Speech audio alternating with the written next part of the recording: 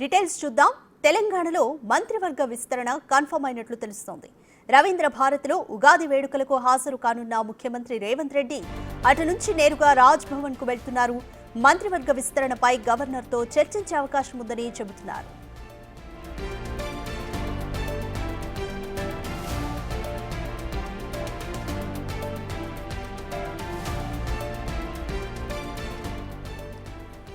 తెలంగాణలో మంత్రివర్గ విస్తరణ అనేది ఎప్పటి నుంచో పెండింగ్ ఉన్న అంశం. అయితే మంత్రివర్గ విస్తరణ కన్ఫర్మ్ అయినట్లుగా సమాచారం అందుతుంది.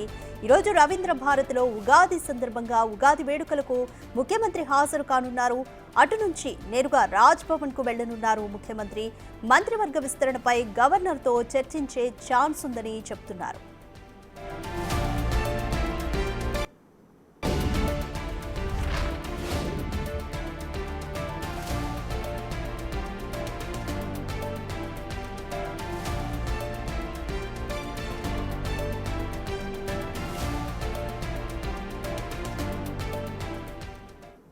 దీనిపై మరింత సమాచారం మా అసోసియేట్ ఇన్పుట్ ఎడిటర్ నగేష్ అందిస్తారు. నగేష్, తెలంగాణ సర్కార్ ఏర్పడినప్పటి నుంచి మంత్రివర్గ విస్తరణ పెండింగ్ లో ఉన్న అంశం. అయితే ఎట్టకేలకు మంత్రివర్గ విస్తరణకు ముహూర్తం ఫిక్స్ అయినట్లు అనుకోవచ్చా?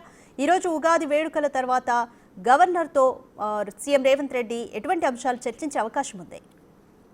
మధ్యాహ్నం 12 గంటలకు ఉదయం అంటే 10 గంటలకు రవీంద్ర భారతిలో ఉగాది వేడుకలు పంచాంగ శ్రవణం తర్వాత రేవంత్ రెడ్డి 12 గంటల ప్రాంతంలో రాజ్ భవన్ కు వెళ్లి గవర్నర్ ను కలిసే అవకాశం ఉంది. గవర్నర్ కలిసి ఉగాది శుభాకాంక్షలు చెప్పిన తర్వాత మంత్రివర్గ విస్తరణ పైన ప్రధానంగా చర్చించే అవకాశం కనిపిస్తుంది.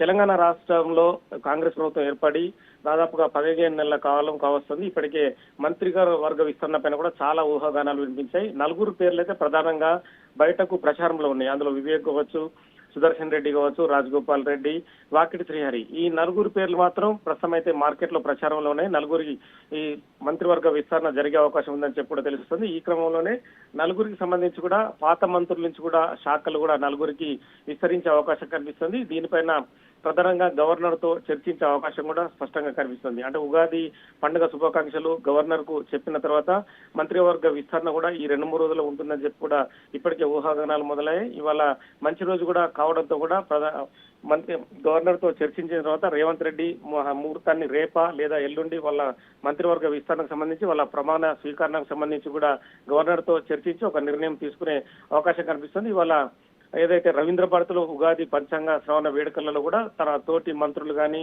మిగతా ఉప ముఖ్యమంత్రి బట్టి కానీ వాళ్ళందరూ కూడా పాల్గొనే అవకాశం ఉంది. తదుపరి అక్కడ కూడా ఇంటర్నల్ గా కూడా ఒక చర్చ చేసిన తర్వాత గవర్నర్ కి తుది నిర్ణయం చెప్పిన తర్వాత రేపు లేదా ఎల్లుండి ఈ 2-3 రోజుల్లో కూడా మంత్రివర్గ విస్తరణకు సంబంధించి కూడా ఒక క్లారిటీ తీసుకొని వాళ్ళ ప్రమాణ స్వీకారానికి సంబంధించి కూడా ఏర్పాట్లు చేసుకునే అవకాశం కనిపిస్తుంది.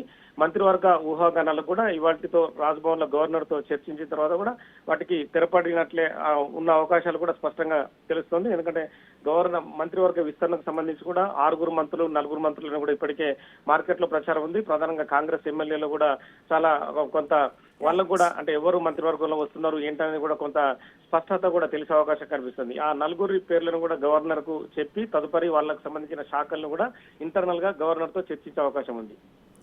Thank you Nagesh.